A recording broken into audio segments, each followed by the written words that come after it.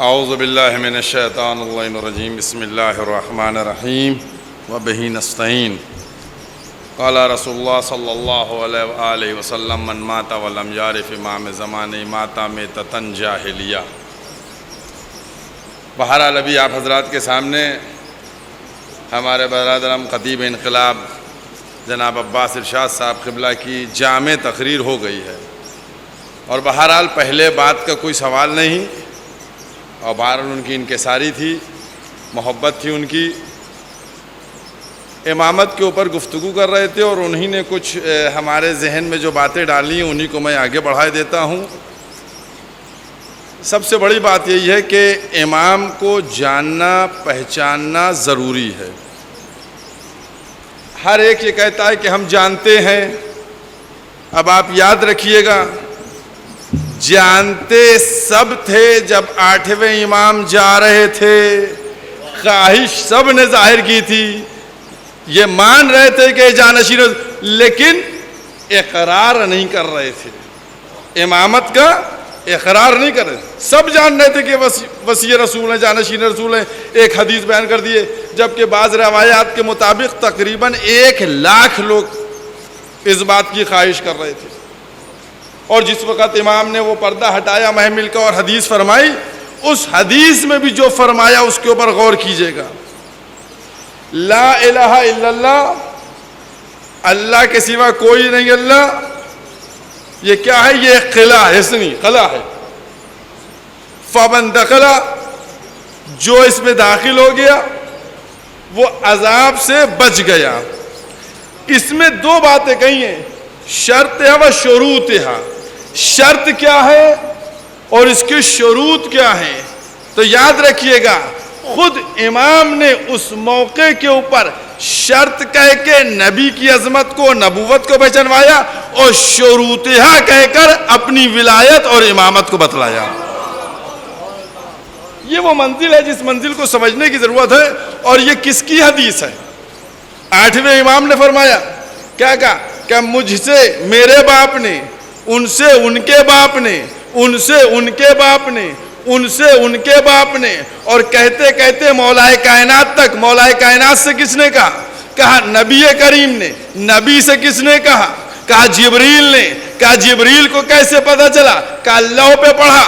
کہا لوح پہ کیسے آیا؟ کہا قلم نے لکھا۔ کہا قلم نے کیسے لکھا؟ کہا خدا نے حکم دیا۔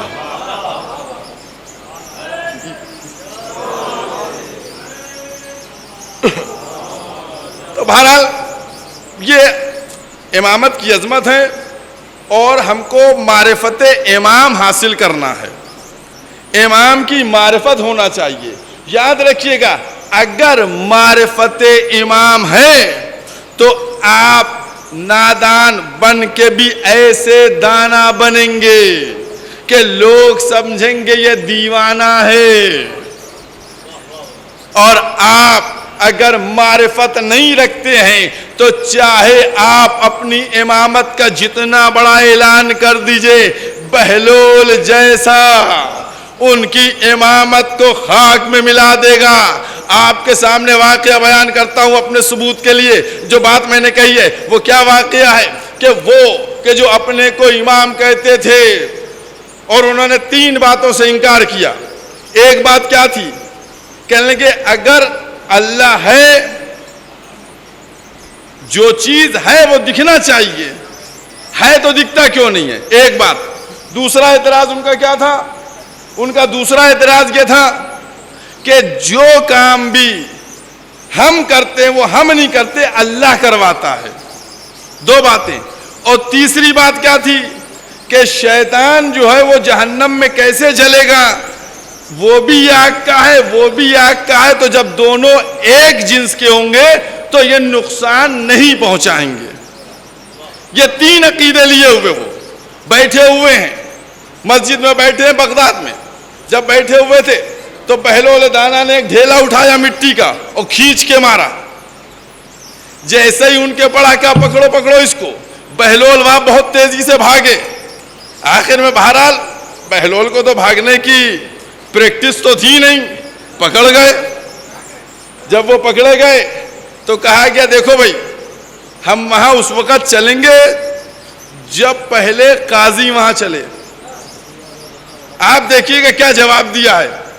آئے سب ساتھ میں آئے گا, کیا ہوا؟ کہنے لگے کہ انہوں نے میرے ڈھیلا مارا. کہا یہ جھوٹ بولتا, میں نے مارا ہی نہیں ہے. کہا انہوں نے ڈھیلا میرے مارا ہے. کہا میں نے نہیں مارا ہے. تمہارے عقیدے کے مطابق جو کام انسان کرتا ہے وہ اللہ کرواتا ہے, تو میں نے نہیں مارا, اللہ نے پڑھوا دیا ہے. اب وہ خاموش ہو گیا. جب خاموش ہوا کہنے لگا کہ میرے تکلیف ہوئی, اس ڈھیلے سے درد ہوا. کہا اگر درد ہوا ہو تو دکھاؤ. کہا یہ دکھایا نہیں جا سکتا, اس کا احساس کیا جا سکتا ہے. کہا تمہارا عقیدہ یہ ہے کہ جو چیز احساس میں وہ نظر میں بھی آئے, تو اگر تمہارے درد ہے تو تم ہم کو دکھلاؤ. تو یہ بھی اس کی عقیدے کو روکا. اس کے بعد کہا کہ مجھے اس ڈھیلے کے ذریعے سے تکلیف ہوئی. کہا کاہے کا وہ ڈھیلا تھا؟ کہا مٹی کا تھا. کہا تم کاہے کے ہو؟ کہا مٹی کا ہے. کہا تمہارا عقیدہ یہ ہے کہ اگر ہم جنس ہو تو نقصان نہیں پہنچاتے, تو پھر مٹی نے مٹی کو کیسے نقصان پہنچایا؟ اب یہ خاموش ہو گئے. نہیں بولا گیا ان سے. تو دیکھیے علم ضروری ہے امام کی معرفت کا, اور جب تک علم نہیں ہوگا, معرفت آپ کے سامنے وہ واقعہ موجود ہے, صرف میں اشارہ کر رہا ہوں کہ جاننا کافی نہیں ہے, پہچاننا ضروری ہے. جاننا ضروری نہیں, پہچاننا ضروری ہے.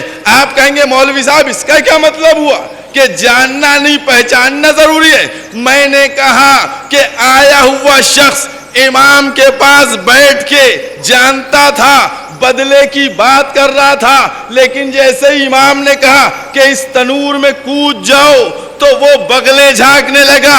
ہارون مکی آئے, ان سے کہا کود جاؤ. وہ جانتے نہیں پہچانتے تھے کہ یہ امامت ہے. اگر حکم دیا جا رہا ہے تو یقیناً کسی مصلحت کے تقاضے میں ہے.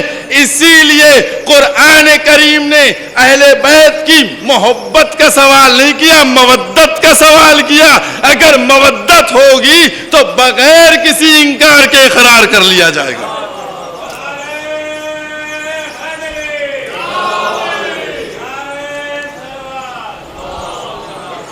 کیونکہ منصب امامت میں غور کیجئے گا, اس میں بڑی احتیاط ہے. ابھی جو ہمارے بھائی نے کہا چنا گیا ہے, سمجھ گئے؟ چھانٹا نہیں گیا ہے, چنا گیا ہے. سمجھے؟ بہت ہوشیاری سے میں نے لفظ استعمال اسی لیے کیا ہے. چھانٹا نہیں ہے, چنا ہے. آپ کہیں گے مطلب یہ کیا ہوا؟ میں کہوں گا جا کر قرآن کریم کو دیکھیے, سورہ آل عمران ہے, 33 نمبر سورہ ہے. اس میں پروردگار عالم کیا اعلان کر رہا ہے؟ ان اللہ اصطفیٰ آدم و نوحا. اللہ کیا کرتا ہے؟ اللہ چھانٹتا ہے؟ نہیں, اللہ چنتا ہے. اس نے آدم کو چنا, نوح کو چنا, اور آل ابراہیم کو چنا. اللہ چنتا ہے. چھانٹتا کون ہے؟ چھانٹتا کون ہے؟ میں ایک مثال دوں آپ کو, چونکہ یہ لکھنؤ میں بیٹھ کے بات کر رہا ہوں, اگر یہاں میں یہ اردو کا لفظ جو ہے سمجھ میں نہ سمجھا پایا تو بھی بیکار ہے. دیکھیے چھانٹنا اور چننے کا فرق سمجھ لیجیے آپ. چھانٹنا اور چننا, آپ دیکھتے ہیں کہ کہیں پر, انگریزی میں بتا دوں, کہیں الیکشن ہوتا ہے, کہیں سلیکشن ہوتا ہے نا؟ الیکشن اور سلیکشن. سلیکشن کیسے ہوتا ہے؟ یعنی چن لیا جاتا ہے. الیکشن کیسے ہوتا ہے؟ یعنی کچھ لوگوں میں کسی ایک کو چھانٹ لیا جاتا ہے, چھانٹا جاتا ہے. الیکشن میں چھانٹا. آپ کے سامنے 10 کینڈیڈیٹ کھڑے, 10 امیدوار ہیں, آپ لوگوں نے مل کے ایک کو چھانٹ لیا کہ بھئی اسی کو دے دیں گے ہم لوگ ووٹ. تو اللہ کیا کرتا ہے؟ اللہ چنتا ہے اور اور پبلک کیا کرتی ہے؟ چھانٹتی ہے. پھر جملے کو دوہرا رہا ہوں, ابھی تہراؤں گا بھی. اللہ چنتا ہے, پبلک چھانٹتی ہے. پھر سنیے گا, میں نے اردو کی بات کہی ہے. اللہ چنتا ہے, پبلک چھانٹتی ہے, تو اللہ جس کو چنے گا وہ چنا ہوا ہوگا, اور پبلک جس کو چھانٹے گی وہ چھٹا ہوا ہوگا. اب جملہ پورا کر دوں. جو چنا ہوا ہوتا ہے وہ یہاں بھی کام آتا ہے, وہاں بھی کام آتا ہے, اور جو چھٹا ہوا ہوتا ہے جب نبی کے کام نہیں آتا تو آپ کے کیا خاک کام آئے. دیکھیے, تو منزل امامت کو سمجھنے کی ضرورت ہے.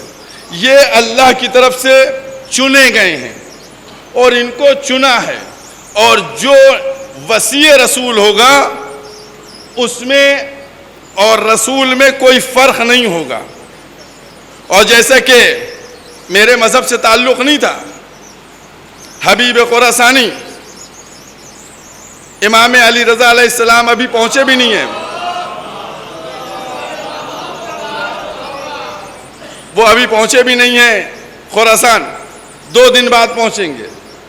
یہ حبیب خراسانی خواب دیکھتا ہے, اور دیکھنے کے بعد کہتا ہے کہ میں نے آج خواب میں دیکھا. عجیب خواب. کیا خواب دیکھا؟ کہ میں حج کرنے گیا ہوا ہوں, مسجد ابو ذر میں رسول اسلام بیٹھے ہوئے ہیں, اور اعلان ہو گیا کہ آج پیغمبر کی عمومی ملاقات ہے, جس کو ملنا ہو چلا جائے. کہ میں نے جلدی طواف کیا اور میں پہنچ گیا وہاں پہ. جب میں وہاں پہنچا تو دیکھا پیغمبر بیٹھے ہوئے تھے ایک ستون سے ٹیک لگائے ہوئے. میں ان کے پاس گیا, میں نے ان کی زیارت کی. ان کے پاس ایک طبق تھا, اس میں کھجوریں رکھی تھی. انہوں نے 1 مٹھی کھجوریں ہم کو دے دی. میں نے ان کھجوروں کو لیا, گنا, دیکھا 18 تھیں.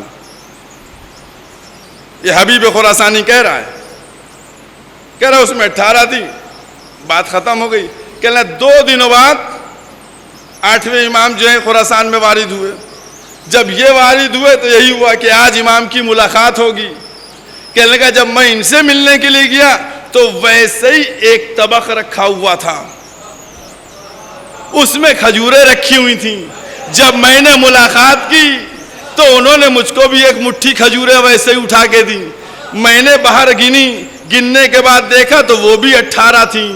میں نے بڑھ کر امام سے کہا کہ کچھ اور عطا کر دیجئے. کہا اگر رسول نے اور عطا کی ہوتی تو ہم بھی عطا کر دیتے.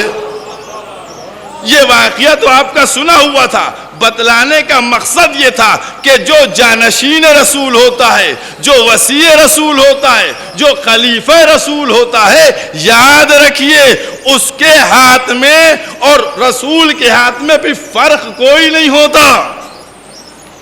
یہ ہے عظمت. اور یہ عظمت کی منزل ہے, یہ ہے کہ جہاں امامت کی منزل کو آپ دیکھیے, ہر منزل پہ امامت کو پہچانا ہے.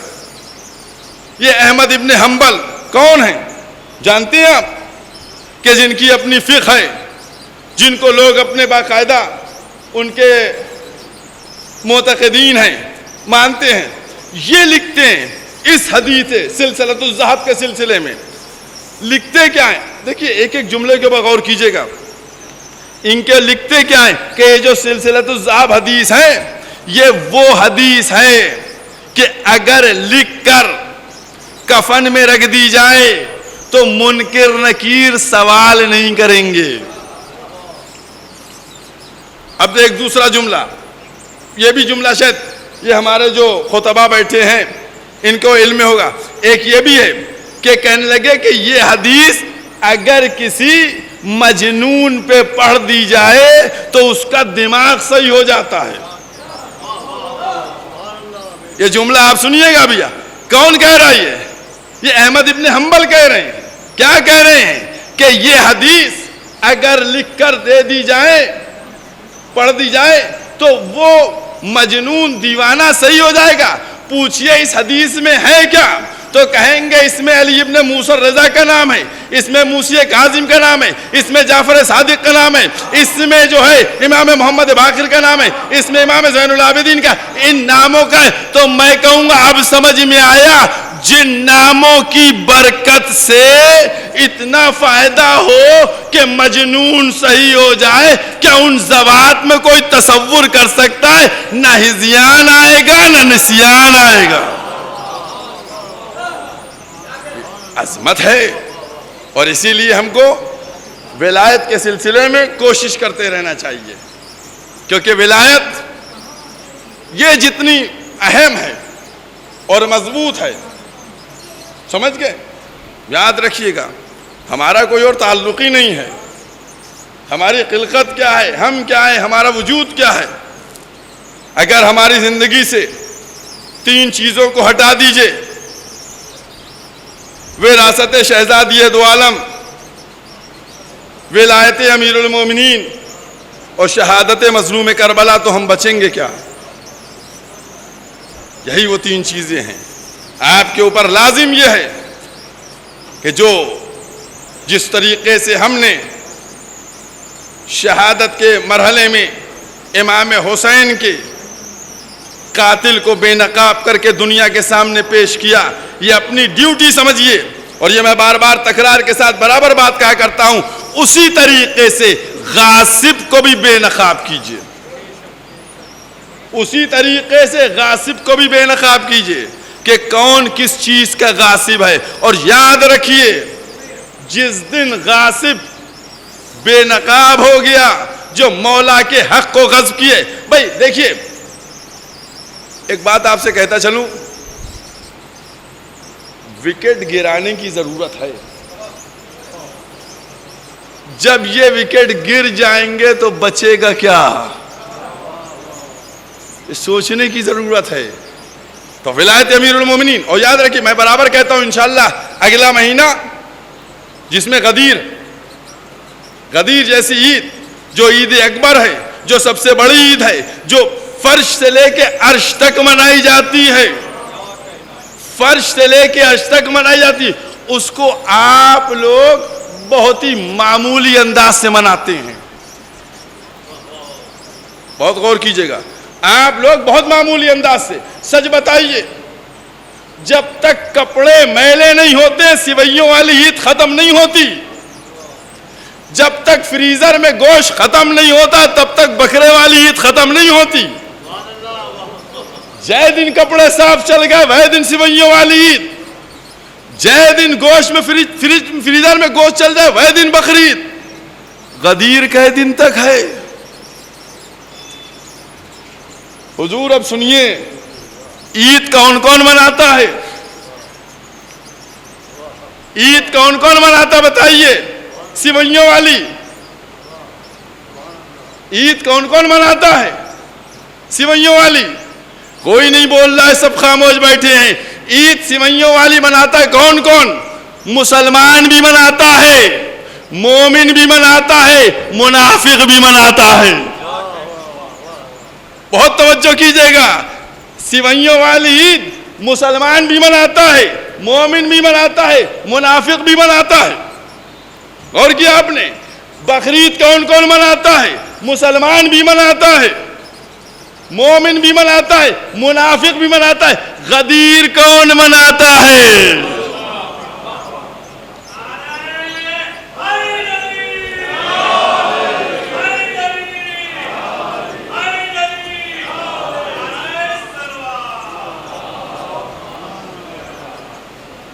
غدیر نہ مسلمان مناتا ہے اور نہ منافق مناتا ہے، صرف اور صرف غدیر منانے والے مومن ہوتے ہیں۔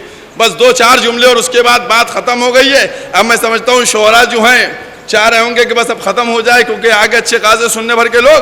بس اب یاد رکھیے گا ولایت کو سمجھ لیجئے، ولایت باپ کی میراث نہیں ہے جو ترکے میں مل جائے، ولایت میراث میں نہیں ملتی ہے، ماں کی شرافت سے ملتی ہے۔ اس لیے اپنی اس شرافت کو دکھائیے اور ولایت کو. اور میرا بار بار یہ کہنا رہتا ہے کہ جب ہم جشن منائیں تو غدیر کا جشن ہمارا ایسا ہو کہ جہاں ہم ایک کی ولایت کا اقرار کریں اور ساری ولایتیں ہمیں مل جائیں. تو ہمارا غدیر سے لے کر مباہلے تک جشن کا سلسلہ ہو. کیونکہ یاد رکھیے گا یہ رب کی طرف سے ہے. ابھی انہوں نے فرمایا نا رب کی طرف سے ہے. آپ لوگوں نے سن لیا لیکن بہت مدلل بات کی ہے انہوں نے کہ رب کی طرف سے. نماز کس کی طرف سے ہے؟ من ربک ہے نا, من ربک رب کی طرف سے. نماز کس کی طرف سے ہے؟ نماز کس کی طرف سے؟ اللہ کی طرف سے. کہا من ربک, نہیں کہا. روزہ کس کی طرف سے؟ اللہ کی طرف سے. کہا من ربک, نہیں کہا. حج کس کی طرف سے؟ رب کی طرف سے. کہا من ربک, نہیں کہا. زکوٰۃ کس کی طرف سے؟ رب کی طرف سے. کہا من ربک. نہیں. کسی عبادت کے موقع پر خالق نے یہ نہیں کہا من ربک رب کی طرف سے, من ربک رب کی. لیکن جب ولایت کی بات آئی تو کہا من ربک, یہ رب کی طرف سے ہے. اے پروردگارا, نماز میں نہیں کہا میں چھوڑ دوں گا تیری طرف سے نہیں, روزے میں نہیں چھوڑ دوں گا تیری طرف سے نہیں. کہا نادان وہ کتاب میں ہے, سب میری طرف سے. تو یہ بھی تو کتاب میں ہے, تو یہ بھی تو تیری طرف سے. تو عجب نہیں ندائے قدرت ہے کہ تو نادان ہے. نماز محمد پہنچائیں گے, روزہ بتلائیں گے, حج بتلائیں گے, سب کو قبول کر لیا جائے گا کہ یہ اللہ کی طرف سے. ولایت علی کے سلسلے میں یہ نہ ہو بھائی نے بھائی کا اعلان کر دیا لہذا من ربک کہہ دو کہ یہ محمد کی طرف سے نہیں ہے, رب کی طرف سے ہے. عظمت ہے ولایت کی. لہذا ہم کو چاہیے کیونکہ یہ جشن جو ہے آج منعقد ہو رہا ہے, یہ جشن ان کے دادا کون تھے؟ علی مرتضیٰ تھے. یہ خود ہیں امام رضا. اور کیا آپ نے لوگ جانتے ہیں, جاتے ہیں, کوشش یہ کرتے ہیں کہ ہم بڑے قبرستانوں میں دفن ہو جائیں تاکہ ہمارا بھی شمار بلند ہونے لگے, ہم بھی اونچے ہو جائیں. لیکن یاد رکھیے گا کسی کیا ایک اچھا نکل گیا, کسی کیا دو, لیکن یہاں آ کر دیکھیے کیا بلند مرتبہ ذوات مقدس ہے. اگر مکے چلے جائیں تو مکرمہ بن جائے, اگر مدینے چلے جائیں تو منورہ ہو جائے, اگر نجف پہنچ جائیں تو اشرف ہو جائے, کربلا جائیں تو معلی بن جائے, مشہد آئے تو مقدس ہو جائے. یہ ہے عظمت.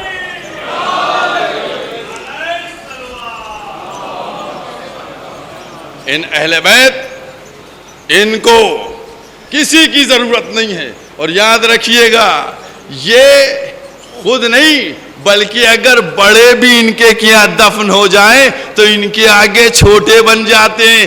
آپ کہیں گے مولوی کیا کہہ رہے ہو؟ میں نے کہا کہ نجف میں دیکھ لو, آدم بھی ہیں, نو بھی ہیں, لیکن کوئی نہیں کہتا کہ میں آدم کے روضے کی زیارت کرنے جا رہا ہوں, میں نو کے روضے کی زیارت. جس سے پوچھو میں علی کے روضے کی زیارت پہ جا رہا ہوں. یہ ولایت کی منزل ہے, ولایت کی عظمت ہے. لہذا ہم سب کو ان ولایت کو اور اس طریقے سے اس پیغام کو آگے بڑھانا چاہیے. کیونکہ آج کے دور میں کہ جب ہر انسان خواہش کا پابند ہے, اس کی خواہش کیا ہے؟ وہ خواہش کا پابند بن کے ولایت میں کس طریقے سے تخفیف لانے کی کوشش کر رہا ہے.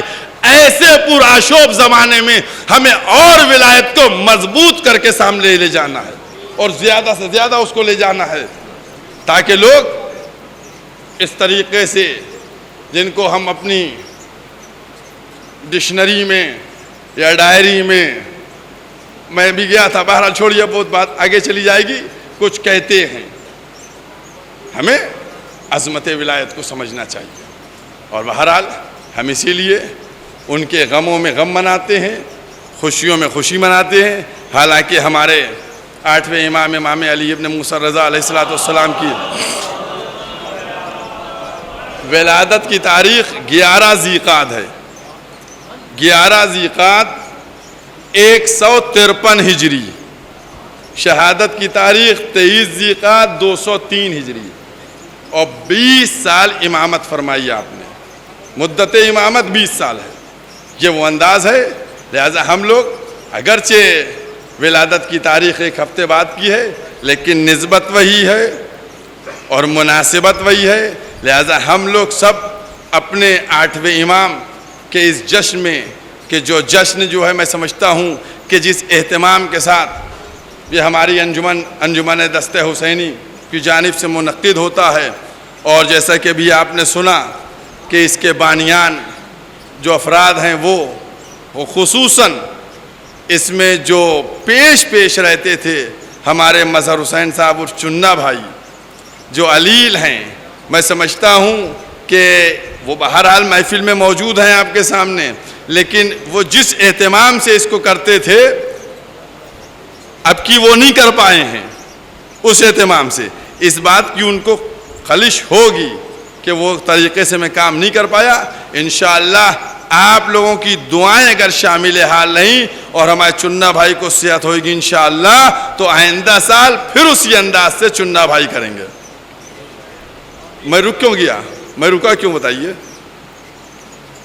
آپ لوگوں کو چیک کرنے کے لیے رکا تھا۔ مانگ میں رہا ہوں، دینا اس کو ہے، آمین کہنے میں بھی آپ تھکے جا رہے ہیں، کیا عالم ہے حضور؟ کم سے کم آمین تو بول دیے، اور خود بعض روایات کے مطابق اس سے زیادہ بڑا کنجوس کوئی ہو ہی نہیں سکتا جو آمین تک نہ پائے گا۔ لہذا ہمارے جناب عباس ارشاد صاحب کے بھائی صاحب جناب ہلال صاحب علیل ہیں، ہمارے چننا بھائی علیل ہیں، اور ہمارے خورشید صاحب کی اہلیہ، ان تمام بیماروں کو پروردگار عالم شفائے کامل و عاجلہ عطا فرمائے۔ پروردگار عالم انشاءاللہ اور انشاءاللہ سب کو صحت ہو، اور اس تمام انجمن کے افراد کو اور جو لوگ اس میں خاص ہیں ان کی حوصلہ افزائی ہو کہ انشاءاللہ اور بہتر انداز سے آئندہ سال اس جشن کا اہتمام کیا جائے، اور پروردگار عالم ہماری اس تہنیت کو، اس مبارکباد کو ہم چاہتے ہیں کہ اپنے امام زمانہ کی خدمت میں پہنچائیں، لہذا امام زمانہ کی خدمت میں پہنچانے کے لیے صلوات کا ظرف بنائیں اور ظرف میں تہنیت بنا کر اپنے امام کو پیش کریں۔ وآخر دعوانا الحمدللہ رب العالمین۔